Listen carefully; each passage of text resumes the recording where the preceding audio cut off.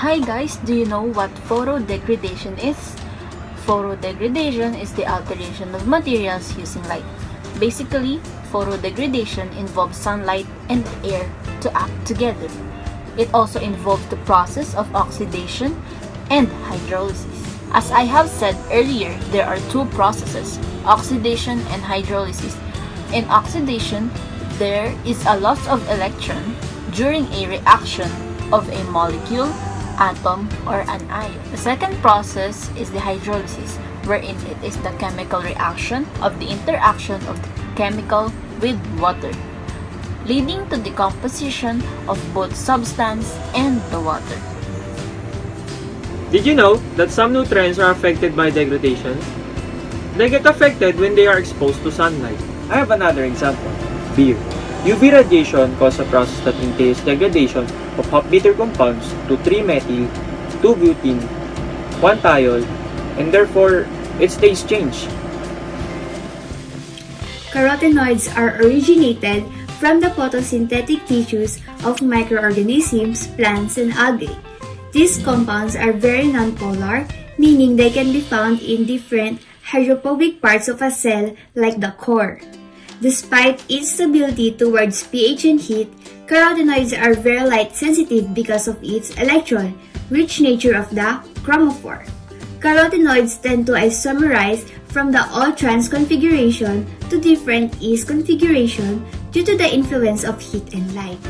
One of the functions of carotenoids in living cells is protecting the cell from the DNA lipid damage. From singlet oxygen reactions means that the carotenoids can function as a quencher for a singlet oxygen. Carotenoids can also minimize the occurrence of lipid oxidation reactions. Carotenoids can protect organisms like plants against sensitive species or known as the inner effect.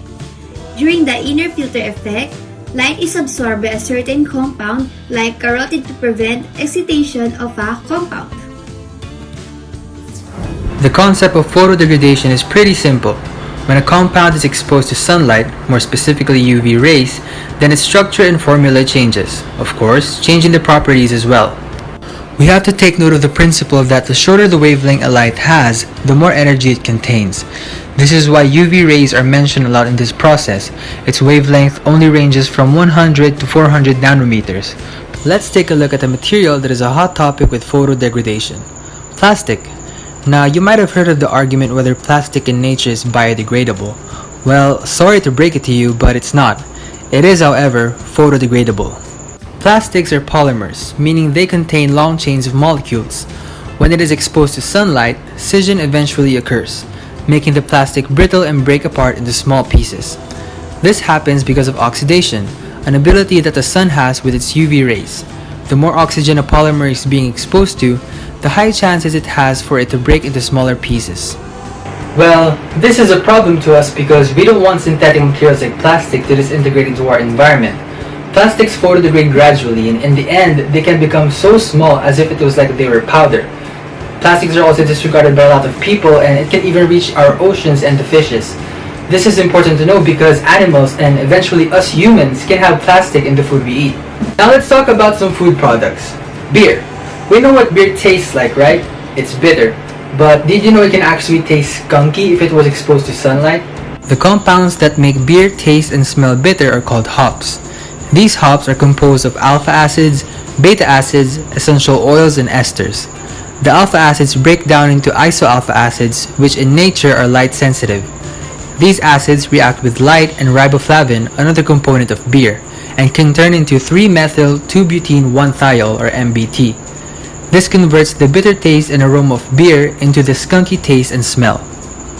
Pharmaceuticals are also affected by photodegradation. There are drugs or chemicals that are naturally photosensitive, and when these are exposed to the sun, a lot of reactions can occur. In result, this can affect the medicine through potency loss, altered efficacy, and by giving adverse effects in the body. Now the question is, how do manufacturers combat photodegradation? Well, one thing that they do is they use special colored bottles, like this. Manufacturers use dark colored bottles like amber, brown, and even black to store their medicine because these colors are low in intensity and in frequency. Because of this, lower frequencies like UV rays are blocked, making these materials last longer. This is the same case with beer bottles. Almost all brands use colored bottles to prevent photodegradation to occur. One thing that we have to take note of is that photodegradation is a natural occurrence in our environment. What we can control is our waste as well as our manufacturing in certain products. Photodegradation brings about some bad effects to our environment, but it also has its importance. Now I will tell you about the importance of photodegradation. Photodegradation is a major degradation pathway for several antibiotic groups like fluoroquinolones and tetracinylines, where half-lives may live for a few hours. Photodegradation plays an important role of overall degradation of cyanotoxins in the environmental system. So, what can you say about the process? Cyanotoxins produces harmful algal blooms that are ecological, human, and animal alike dangerous. The presence of cyanotoxins can kill nearby wildlife and affect the usage of water. And with that, I hope you have learned something from our topic.